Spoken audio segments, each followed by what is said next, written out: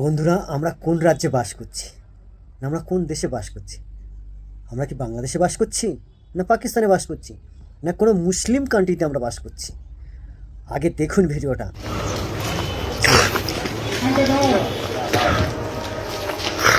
তোমাদের তো বলা হলো, ওখানে বলা হলো তো, কত হলো তো ওখানে বড় হলো তখন পরিষ্কার করতে দেবো কত মানে এখানে পারা যাবে না এখানে স্কুলে পারা যাবে তোমাদের তো বলে দেওয়া হলো,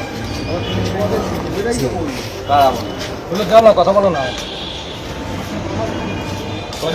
যারা আছে কথা বলো কি হয়েছে যেখানে হবে না পুজো পাড়ার মানে কি পুজো হবে না স্কুলের মধ্যে সরস্বতী পুজো হবে না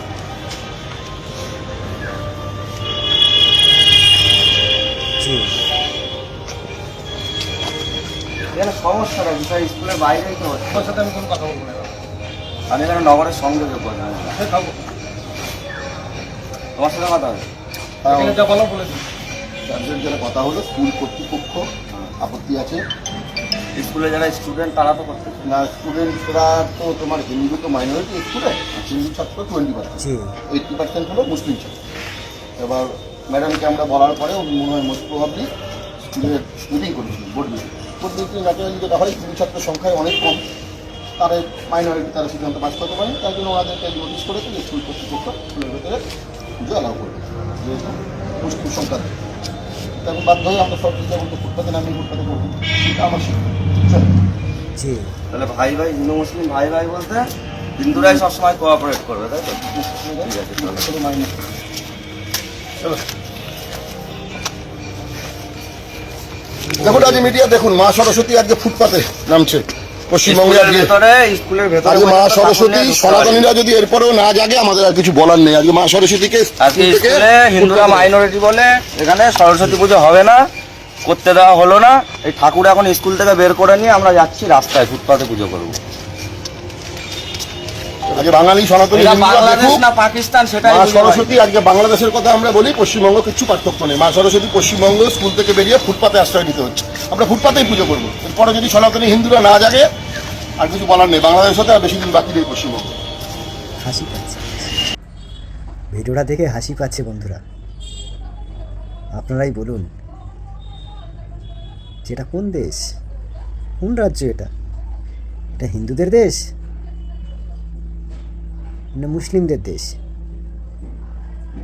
যেখানে স্কুলে সরস্বতী পুজো পর্যন্ত করা যাবে না?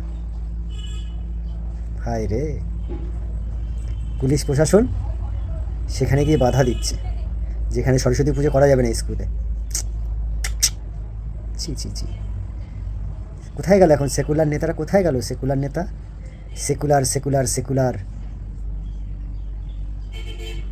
একই বৃন্তে দুটি কুসুম, হিন্দু মুসলমান, মুসলিম তার নয়নমণি, হিন্দু তাহার প্রাণ। এটাই এটাই কি ভাই ভাইয়ের পরিচয়? এটা কি? আমার তো জানা নেই। এটা যদি ভাই ভাইয়ের পরিচয় হয় তাহলে এরকম ভাইয়ের সাথে সম্পর্ক না রাখাই ভালো। আপনারা কি বলেন?